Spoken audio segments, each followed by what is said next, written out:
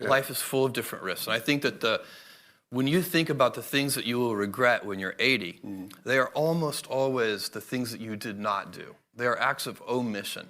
Very rarely are you going to regret something that you did and it failed and didn't work or whatever. But the acts of omission, the thing, it's not, and again, I'm not just talking about business things. It's like, I loved that person and I never told them. And then, 50 years later, you'd be like, why didn't I tell her? Why didn't I go after it? That quote is from an interview that took place in Berlin in late 2018. It was moderated by the CEO of Business Insider's parent company, Axel Springer. That's not the most important part of the interview, but the important part is who he interviews. Did you recognize the voice? Probably not, because not many people know it. But it is an interesting quote and a very prescient quote, because less than a month later, we all learned, and I mean we all learned, that he did go after it. He likely did tell her that he loved her. He took that huge risk. He is Jeff Bezos. And this is the story of what happened after he took that risk and why we all know about it today.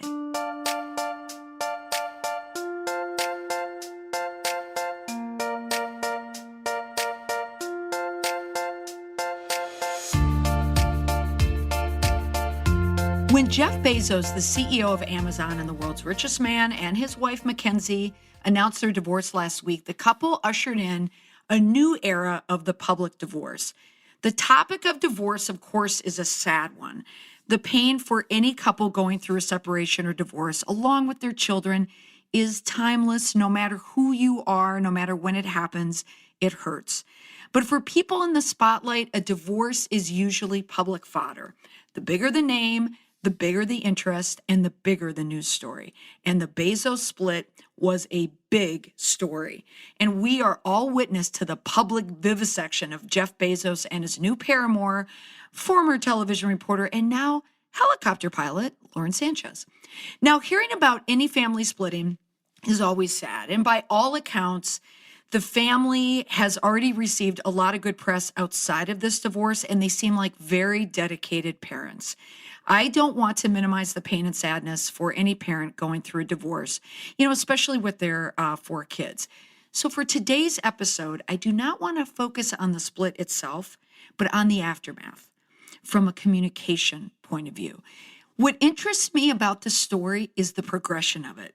The path it took from the formal announcement of the split to where the relationship is today from a public perspective, and of course from a PR perspective.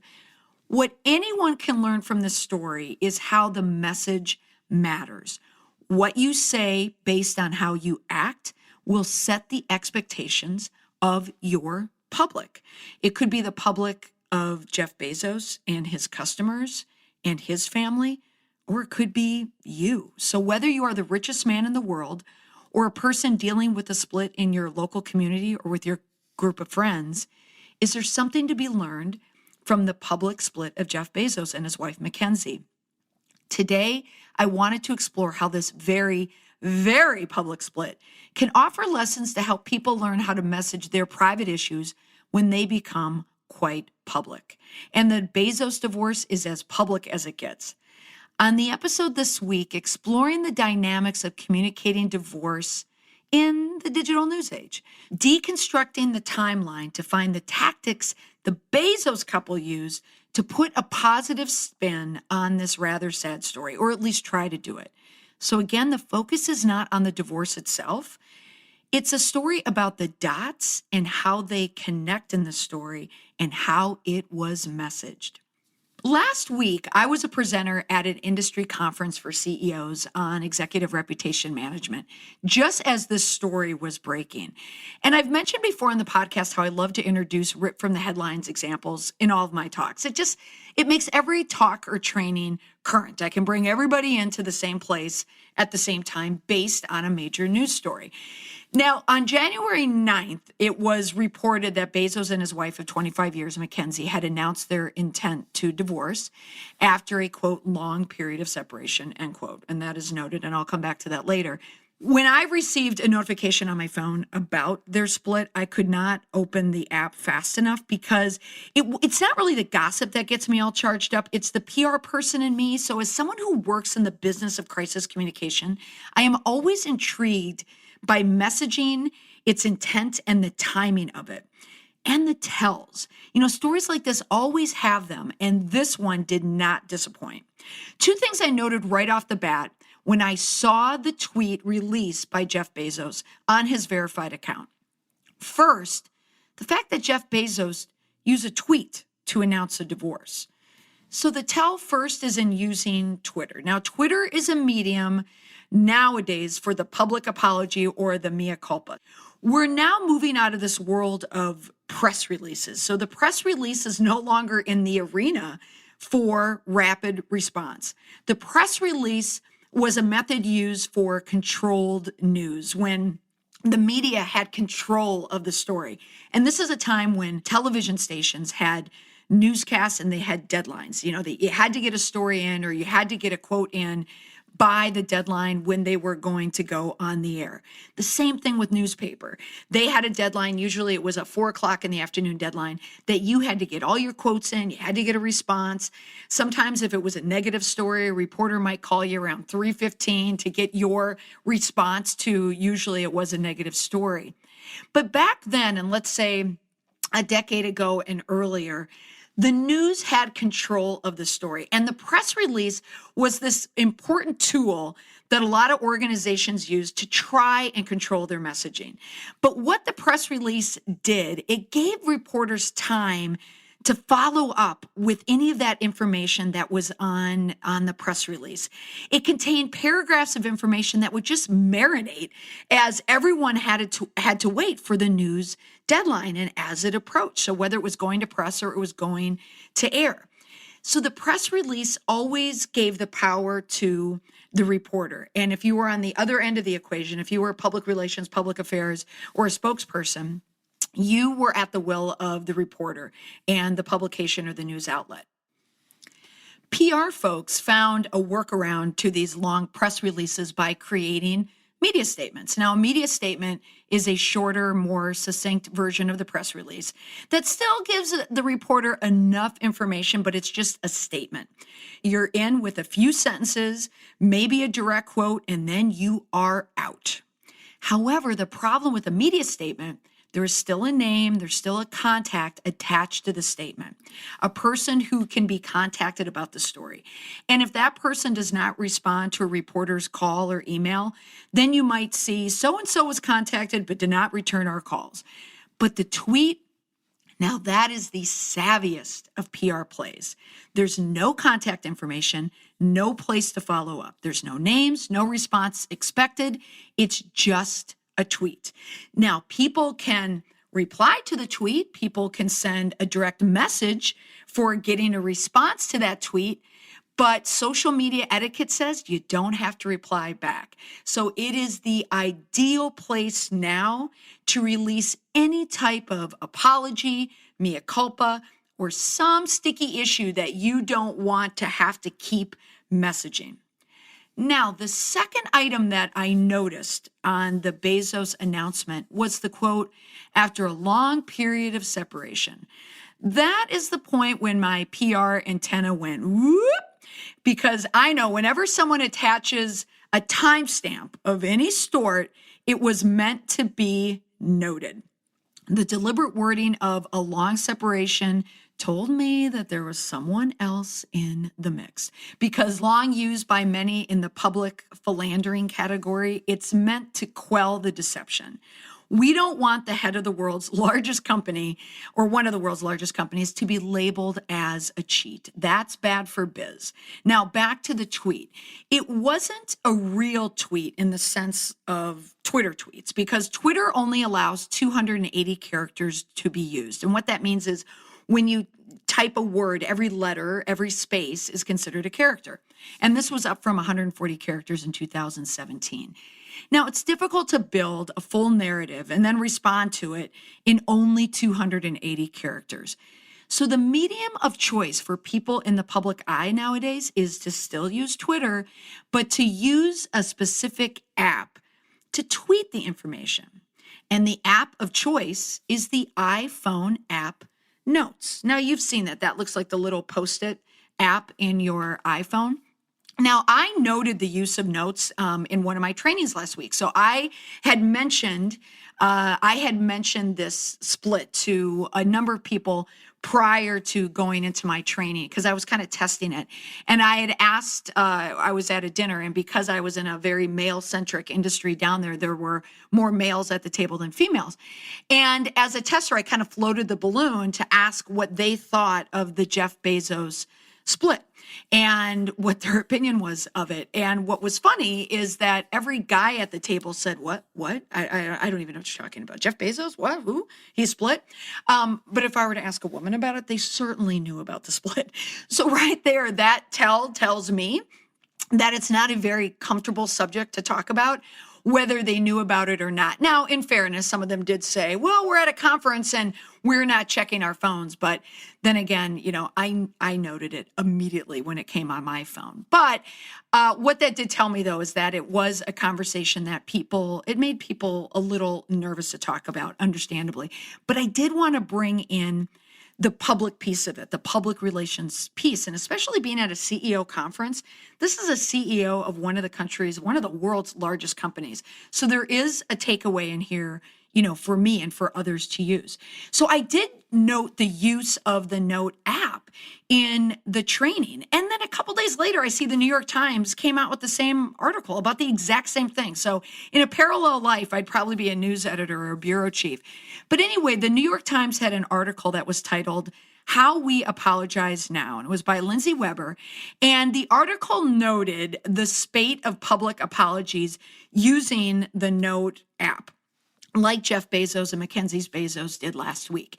Now, also using the Note app was Lady Gaga. She had sent an apologetic message to her followers, like 77 million followers, to let them know that she decided to pull a music track that she had recorded from R. Kelly. He's the embattled singer right now, going through his own PR nightmare, rightfully so. But she was pulling the track from streaming music services. And I also suspect the ramp up to the awards had a small part to play in the timing of this public mea culpa. But she had used the Notes app. Some other celebrities that were noted in this article, Armie Hammer used it when he apologized for criticizing peers for posting grief selfies after Stan Lee's death. Kendall Jenner apologized for an insensitive tweet, and it really doesn't matter what she tweeted about, but just the fact that she used it. And Ariana Grande, who's also going through her kind of PR swing, post Pete Davidson breakup, but she once apologized for licking a donut. Yes, so there, and she attached it using the Note app. Now, those are not all apologies of import, but we are in the middle of a federal shutdown, so let's transition to bigger, more noteworthy stories. But the Jeff Bezos story certainly fits in there because that's major news because it does involve such a formidable business. But the point of that article, and I think the examples that she used in that article, is that they are examples from the younger set, the trend makers, the millennials, or the really, really young Gen Xers. And then it's notable to note that Jeff Bezos, he's probably a cusp Gen Xer, early baby boomer. He used this device to announce the split. So that tells me that this tactic is here to stay, at least for the time being, until someone creates a new one. But Jeff Bezos using the sticky note apology in Twitter tells me now we're going to see a lot more of it. Now, that note to use the sticky note in public. Now, why use that now? Like, why would they want to do it? Well, here's the reason. One, it's quick. You're just quickly typing out the Notes app, assuming it's on your phone if you're doing it on your own. So it's quick. It's short. Brevity is essential for many, many apologies. You get in and then you get out. Using the Note app allows the statement to go viral. News organizations, websites, they can take a screen grab of the note itself and use it in their content. It's very, very easy to share. Also, it's authentic. At times, you may see grammatical or spelling errors, unwitting or not, that give it that one point of contact, direct to the source apology feel. And that direct to the source apology or direct to source information is something that I talk to a lot of my clients about kind of garnering this authenticity when you're hearing it firsthand from a leader. It's like they sat down on their phone and quickly typed out the note as a direct communication to the public. Jeff Bezos wanted to give the impression that he and Mackenzie were sitting on their house in their manse in the state of Washington, typing this note out together, which we know probably was not the case. Probably, likely. Now, moving on from the technology that was used in the statement, let's talk about the statement itself and really dig into it. Now, if you saw it, it came out on the Jeff Bezos, as I mentioned, his verified Twitter account. You know that a Twitter account's verified when you see the blue check next to the name. So it only came out at his account. Now, reading the statement, you really want to kind of dig into what is being said. There's a lot of nuggets here that we can learn. So it starts out like this. We want to make people aware of a development in our lives. As our family and close friends know, after a long period of loving exploration and trial separation, we have decided to divorce and continue our shared life as friends. Note the use of the word we and our. That is telling us that they wanted to know, or that Jeff Bezos wanted everyone to know, that it was a we event. They both mutually decided to split. Now, the purpose of that dual message is to note that the we is key here, that Jeff Bezos did not do anything wrong, and that Mackenzie is certainly a part of that statement. And the use of loving exploration. So someone was lovingly exploring, all right, but it wasn't Jeff and Mackenzie.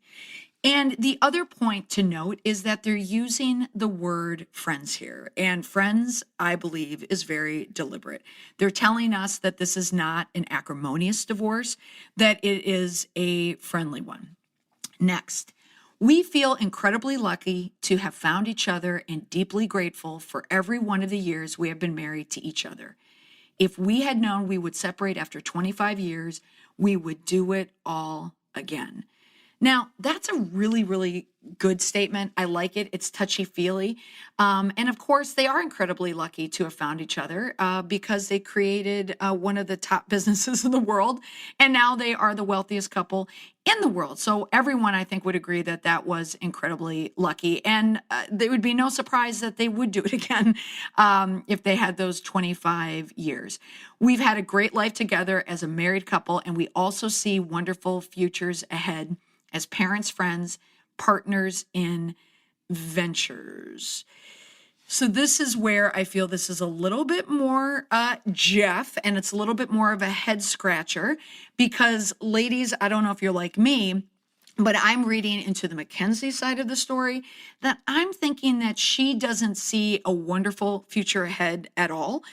She's going to walk away with a lot of money, but she doesn't have a partner in venture. The only partner in venture she had is the shares to Amazon and the money and their kids. But other than that, there isn't that much there. So that to me tells me that that's very much of a Jeff Bezos statement.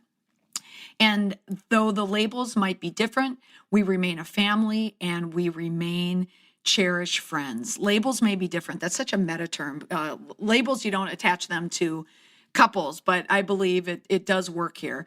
But that they remain a family and they remain cherished friends.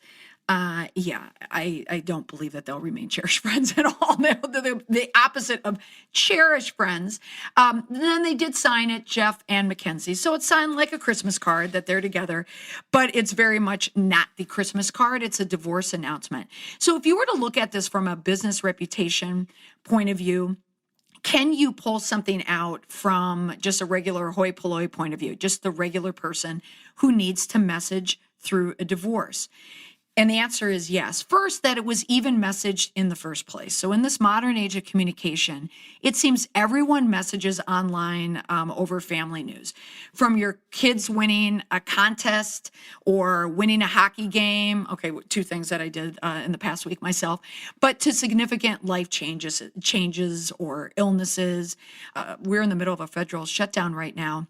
And as someone who is directly affected by it, I am reading a lot of stories online firsthand from people from the families that are truly suffering. So there's a lot of narratives that you can see online, especially on Facebook, when families are going through something or struggling with something. A huge takeaway from this Bezos announcement that other people can use going through their life changes, you're sending a unified message. You're telling your friends and your family that all is well. And it also removes that direct point of contact to discuss it when you are out in public with other friends, or if you're at games, or if you're at dinners or events in your community where you really don't want to talk about it. Putting it on Facebook says we can talk about it just enough that you know about it, but when I see you in person, I don't want to talk about that. This is purely social conversation. Use the Bezos statement from Twitter as a boilerplate for how you might message a significant shift in your family, in your life. So what is the best way specifically to message a divorce on social media? I will add the disclaimer here. I have never messaged a divorce on social media. So this is only based on my research and what I've seen just in my circle of friends in my community and all the news stories that I read about it. But how do we go about doing this now, just from my point of view? Well, one, it does go without saying that you need to tell your close family, your kids, first before you put anything on social media. Could you imagine getting news like that if you were a family member? So make sure you go the analog route and speak to people first. Now, the next thing you need to do is you need to make sure that the decision is final before you do. And that's why I'm reading a lot of stories about Jeff Bezos. Is this going to be a long-term separation? Is he going to stay with Lauren Sanchez? And the answer is, yeah, at least for the meantime, because he made that public declaration. So he did not go into it lightly. That tells me it's final, and this is a decision that he made. So the same can apply to any family as well. Make sure it's final, because everyone will read it and share it and screenshot it and then text it. And all of this will happen within an hour. And so if there's still a chance for reconciliation, do not send that post. Next, stay positive. Keep the message brief. Frame it on social media how you would want to frame it in your real life. And I highly recommend not maligning or disparaging the other party. That's just bad form. Use the Bezos we. Use it as often as you can. The we and the are two ways to show that you are united, especially if you have kids. Next, remove all blame. You want to still stay united as a family. Just as Bezos mentioned, they still are family, but just with a different label now. Next, you want to tell the truth. There is no room for any lies in any type of statement that you put on social media, because social media lasts forever. And remember, this statement that you make, this very public but private statement that you are making about yourself or your family or the couple, is a media statement. You are making an official statement about what is happening in your family now. So here is a chance to frame your narrative and your family's narrative. People will pick apart every single detail, just like I did with the Jeff Bezos statement. I mean, they may not make a podcast about it, but people will talk about it and they will gossip about it. But they will also care about you and the message that you're sending. So this message that you're posting on social media will go a long, long way in setting the tone of the split or divorce. Now, I, for one, don't think for a minute that Mackenzie Bezos was lovingly doing anything in the past few weeks when she heard this news. I could picture her in her living room finding this out. It's a talk that happened maybe at, 11:30 at night. The kids are in bed. And Mackenzie's saying to herself, what is happening here? I don't even know what he's doing. She was probably had that out-of-body experience. And then I picture her saying, Alexa, throw this dish at my husband's head. Alexa, bring up my husband's schedule over the past few months. Alexa, call my lawyer. However, by sending the message that they were united, that Jeff and Mackenzie were in this together, is simply telling the public to butt out. Don't ask any questions. This is how we are messaging this divorce. This is how we are setting the narrative that we're together. And whether you believe it or not, publicly, we are doing this jointly. So anyone that is going through a divorce in the digital age can employ those same tactics. Now, the PR person in me, whenever I see a statement like this, I start to set my watch, because I know just from the wording that there was, as I said earlier, there was someone else in the mix. We didn't know who this person was, but you know, when there's a statement announcing a divorce, something precipitated this. So there was some event, and you knew that something was going to be leaked, and it was just a matter of time when we all found out that, yes, there was a story, and no surprise, the New York Post and the National Enquirer were the two tabloids that broke the story of the Jeff Bezos affair with Lauren Sanchez. The National Enquirer released a statement about the story. They said, during a blockbuster 4-month investigation, the Enquirer tracked Bezos, who turns 55 on January 12th, and secret lover Sanchez across 5 states and 40,000 miles, tailed them in private jets, swanky limos, helicopter rides, romantic hikes, 5-star hotel hideaways, intimate dinner dates, and quote-unquote quality time in hidden love nests. And when this statement was released, my first thought was, who was the reporter that got the Bezos beat? My goodness, that would be fun. You're living the life of Bezos. You're not living it with them, but you're following it. But here's the interesting angle to the story that PR people like me likely noted. So I'll connect some of the dots here. In attacking the founder and chief executive of Amazon, the National Enquirer was pitting itself against Amazon, the head of Amazon, but also the owner of the Washington Post. Now, this is, of course, the publication located in Washington, D.C. Now, another resident of Washington, D.C. Does not care for Amazon, nor does he care for the Washington Post, and that would be President Trump. When the story broke, he, of course, went to Twitter, and he praised the Enquirer for publishing the article that will come out on January 28th. And his tweet said, Bezos divorce, the cheating photos that ended his marriage. So he was promoting the Enquirer article. And then also in the same tweet, where he used a lot of sarcasm, he insulted the Washington Post and Bezos. And Bezos has owned the Washington Post since 2013. So sorry to hear the news about Jeff Bezos being taken down by a competitor whose reporting, I understand, is far more accurate than the reporting in his lobbyist newspaper, the Amazon Washington Post. So follow these dots with me. Jeff Bezos owns the Washington Post. Jeff Bezos and his wife Mackenzie own the largest private property home in Washington, D.C., much larger than the White House. President Trump doesn't care for Bezos. President Trump does not care for most of the mainstream media, and that includes the Washington Post. The Amazon also has a warehouse in nearby Crystal City. So they now have business in Arlington, Virginia, which is adjacent to Washington, D.C. Now, the National Enquirer is owned by American Media, and the chairman of American Media is David Pecker, who at one time at least was very close to President Trump.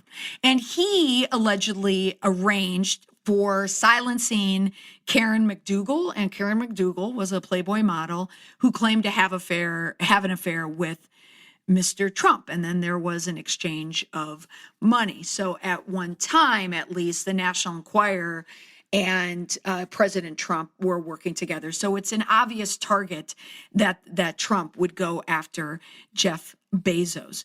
Food for thought, and this was the part of the Jeff Bezos, Mackenzie Bezos split that I did mention to the executives that I was speaking to last week, is the PR effort at play here in bringing down Jeff Bezos. That the digital age has ushered in this new tactic when it comes to attacking someone. Years ago, the leak was effective in maybe bringing down a name, a person, a company, an administration like the Nixon administration, with the use of Deep Throat, who turned out to be an FBI agent named Mark felt when Woodward and Bernstein wrote the story in, ironically, the Washington Post. But the leak was a big power move to make change. Nowadays, in the news space and in the culture that we're in, it's all about the target. Companies, organizations, people who represent organizations or boards or brands, CEOs, other leaders, they need to worry about the target now because people are using digital media, social media, the internet to compile information and to target people. And it's so difficult to protect yourself in a social world, in a digital world. So this is today's state of affairs when it comes to messaging big changes in your life, or in the case of Jeff and Mackenzie Bezos, how to message a divorce. What is the takeaway for the average person who is struggling with a new life event like a divorce? It's important to understand that we're living in a different world now. 20 years ago, announcing a divorce or a separation would be very analog. It would be something you would do over the phone or when you happen to see someone. But now, socially, it's going to be talked about it. And you can control the message, you can control the narrative if you do post something on social media. And if you do, follow the Mackenzie and Jeff Bezos method of reaching out to your public, to your family, to your friends. And if you're going to do it socially, make sure that you do it jointly. Write the statement together. Use the articles that show unity. Say we, say our. We are still a family. Make sure you tell everyone that you're united, even in the case of a separation, that you're still together. Because any narrative that you set online can stay online. It means that you don't have to talk about it in public. That's the great thing about social media. There's many things to complain about it, and there's many things that make people nervous and scared when they think of the word viral and people talking about them online. That may happen, but now the power and the messaging is with you. You get to set the record straight, and you get to do it on your timing, your schedule, and at your will.